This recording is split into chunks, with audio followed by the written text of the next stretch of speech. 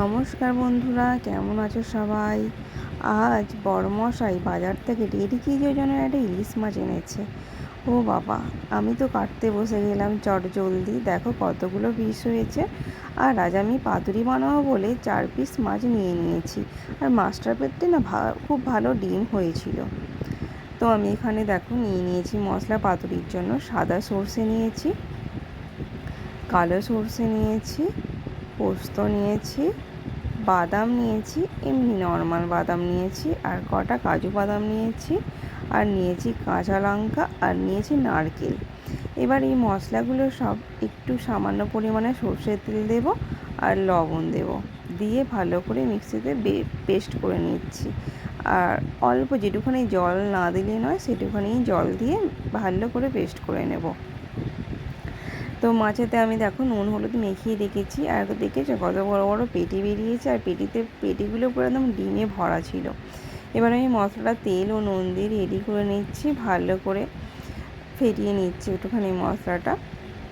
যেহেতু কলা পাতায় করছি তাই কলা পাতাগুলো একটু সেঁকে নেব চাটুর মধ্যে।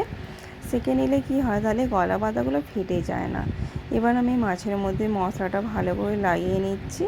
আগে থেকে পাতার মধ্যে সামান্য একটু তেল আর মশলা লাগিয়ে নিয়েছিলাম। এবার মাছটা দিয়ে সামান্য পরিমাণে তেল দিয়ে দিলাম, আর উপর থেকে একটা কাঁচা লঙ্কা দিয়ে দেব।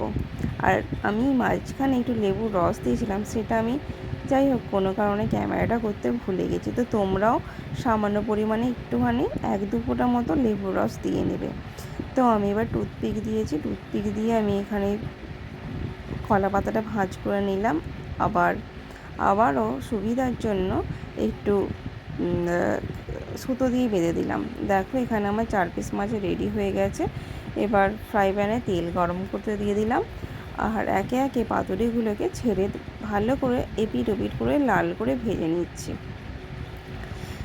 আমি বন্ধুরা সবসময় তোমাদের দিতে চেষ্টা করি সেই সমস্ত খাবারগুলো, যে খাবারগুলো খুব অল্প সময়ের মধ্যে আর কম কষ্টের মধ্যে হয়, আর যাতে সবাই তোমরা বানাতে পারো সেই ধরনের আমি মজার কিন্তু রান্না তোমাদের কাছে নিয়ে আসি।